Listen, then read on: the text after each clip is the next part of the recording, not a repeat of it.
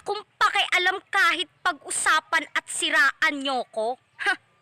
Hindi ko ugaling magpaka-stress sa mga taong wala namang ambag sa buhay ko. Hindi ko mabasa lahat yung yung comment kasi ang bilis umakyat. Hello, ma'am. Hello, dzień dobry, jak tam? Dobrze.